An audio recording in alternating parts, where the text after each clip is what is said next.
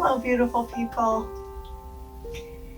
Today I am wondering about stillness, being still.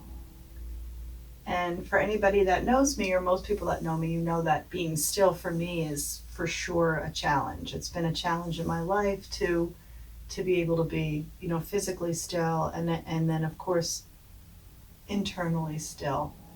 So over the past couple of years, I've done some work on what that would be for me to be still, both externally and internally, to just sit with myself.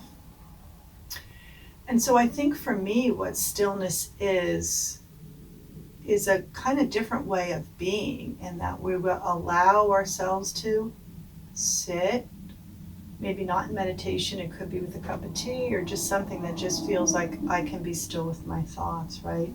And then to just slow down, be still, and start to notice, right? So I think the noticing becomes available when we're still. And so the noticing is, what's happening? What am I feeling? What part of me, if you will, is showing itself? We all have so many different parts, silly parts, nervous parts. What am I noticing as I'm still? And then once we do notice something coming up, we sit with it, right? Kind of like building a relationship with this part of me that's showing itself, like my silly part.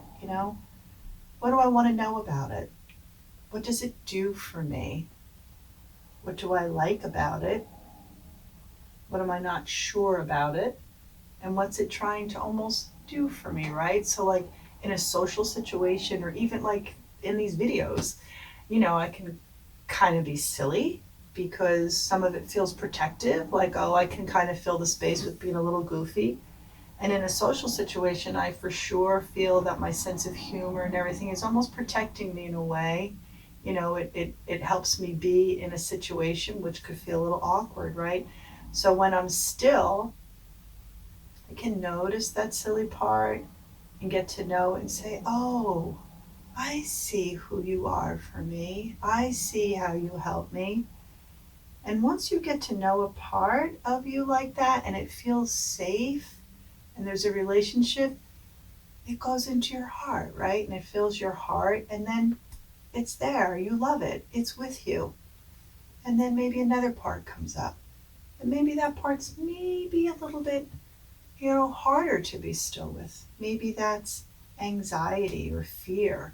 And so once again, we're still with it. We notice it. We sit with it. Fear. What's this fear trying to show me? What's this fearful part trying to help me with? Right? So what's it about? Same process. Oh, I see who you are for me. I see what you do for me. Oh, I accept you.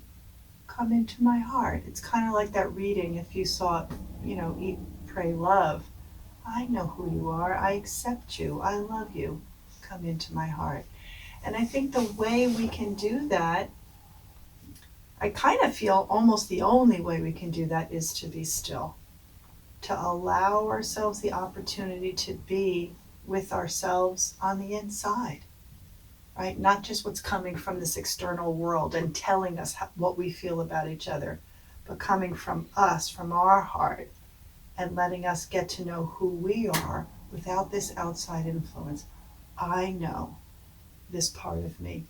I know who I am. I know what I'm feeling.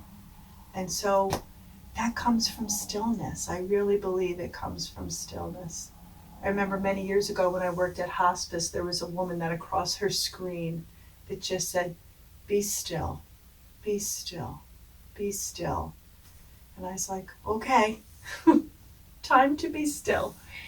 And it's been an ongoing process for me. And, I've been wondering about it more and more as I realize that I have more need for stillness, particularly in these pandemic times. I feel like I have things that come up all the time and I have to be with it in order to know myself and to understand what's happening for me. So while I encourage myself to be still, I'm also encouraging you to be still and get to know yourself in a new and different and really very exciting way. So have a sweet, lovely, beautiful day, and I'll see you soon. Namaste.